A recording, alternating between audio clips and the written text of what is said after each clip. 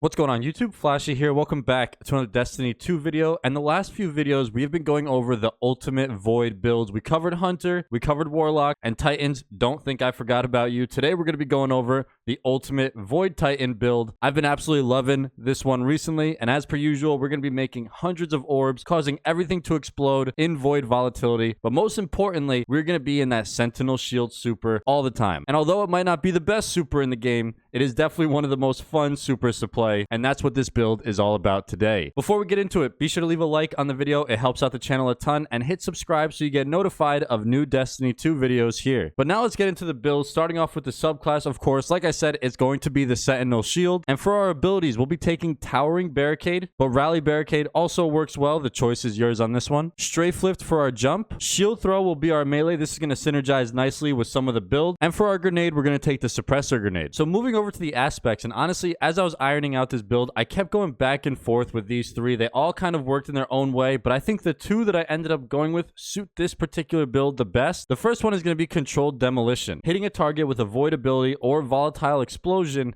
makes them volatile, eventually causing them to explode. Also, you and allies get some health when volatile targets explode near you. Really solid fragment there, because now every time we throw our shield or grenade, enemies are becoming volatile and kind of beginning that chain of void explosions, which gets even crazier, and we're going to discuss why when we get into the mods and all that. And the second aspect I like to take for this build is Offensive Bulwark. While you have an overshield, your grenade charges faster, and you get increased melee range and damage. Also, melee final blows are going to extend the duration of the overshield, but also we get an additional shield throw while in Sentinel Shield, and on top of that, we get 2 fragment slots, so we get a total of 4 fragments. And speaking of the fragments, I said this in the last couple videos, but Void has some of the best fragments in the game. All of these are honestly so good, but the 4 that I'll be going with for this build are going to be Echo of Expulsion. Void ability final blows cause targets to explode. This buffs basically all of our abilities. Our super, our melee, our grenade causes even more explosions on top of all of the volatile explosions we're already making. The second fragment is Echo of Reprisal. Final blows when surrounded by combatants grant super energy. The next fragment is Echo of Starvation. Picking up an orb of power grants Devour. One of the best buffs in the game without a doubt. Every kill you get instantly full heals you, and orbs are everywhere, so you're always going to have Devour up all the time as a Titan,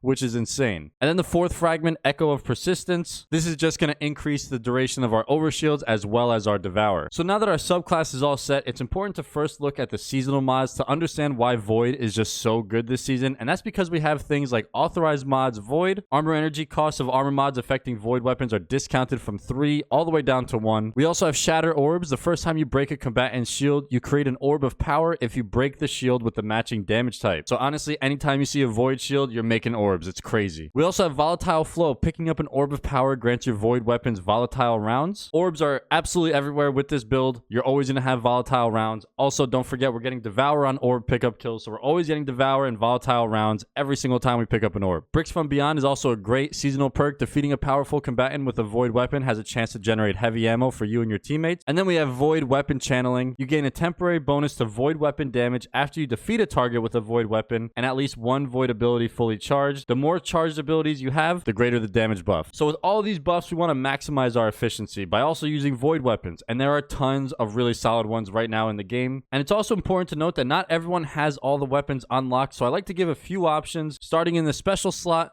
my most recommended weapon for this build, and honestly for this season, is going to be the exotic trace rifle, the Wave Splitter, with the intrinsic trait Harmonic Laser. Laser damage has 3 power levels that oscillate while the trigger is held down. But you also pair this with the supercharged battery perk, which is collecting an orb of power grants this weapon a period of maximum power. And I mean, this gun is insane right now. I have not stopped using it. You see it in all the background gameplay. We're already making and picking up hundreds of orbs to get all of those buffs we just talked about. But now we're getting another buff, and that's going to be on our trace rifle, which is going to maximize its power level, maximum DPS. Everything's going to explode. You're going to be making even more orbs, and the cycle will just constantly continue. Some other special weapons that work really well are the Harsh Language Waveframe Grenade Launcher. I'll switch to this if I don't want to use my exotic weapon slot at the special. And then, of course, the tried and true, the Funnel Web Void SMG. I do tend to use this more in PvP, but still really, really good if you want to run an SMG in that special slot. And moving down into the heavy slot, we have a ton of options because so many heavies are good right now. However, my go-to new has been the commemoration machine gun. However, a lot of people have also been commenting that things like the retrofit escapade as well as the corrective measure are also both really solid legendary machine guns if you have those. I would also recommend the Regnant grenade launcher, brand new Void heavy grenade launcher. Absolutely shreds everything. I've been using this all the time. It always stays in my inventory. And if you're more of an exotic heavy player, the brand new deterministic chaos machine gun is absolutely awesome as well. And I've talked about it in previous videos, but I would honestly be doing you guys a disservice if I didn't at least bring it up again. If you have the Void sword, the other half, which drops from Dares of Eternity, pair this with volatile rounds and just watch what happens. Every swipe of your sword makes enemies explode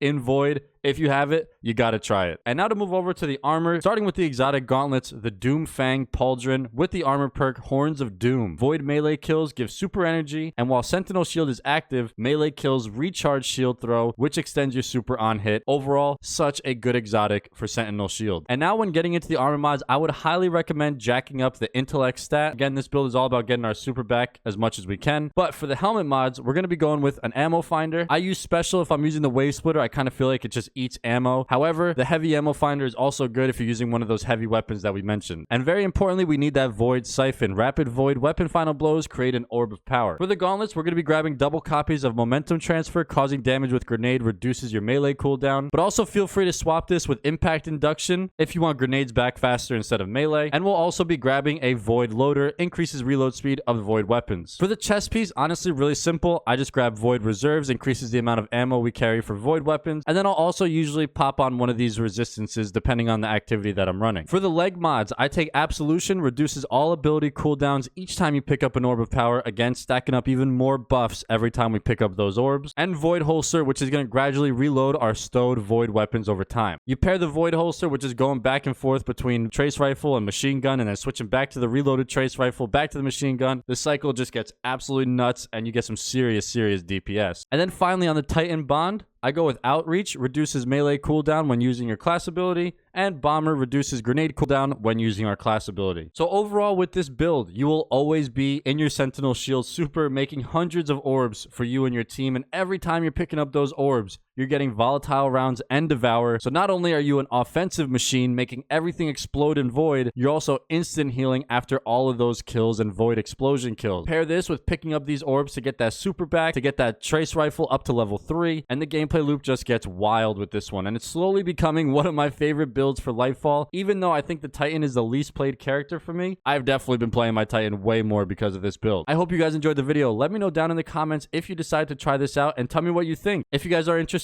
in the appearance customization I use, that is on screen now if you want to screenshot it. The dim link will also be in the description. Thank you guys so much for watching. Please be sure to subscribe, and I'm gonna see y'all in the next one.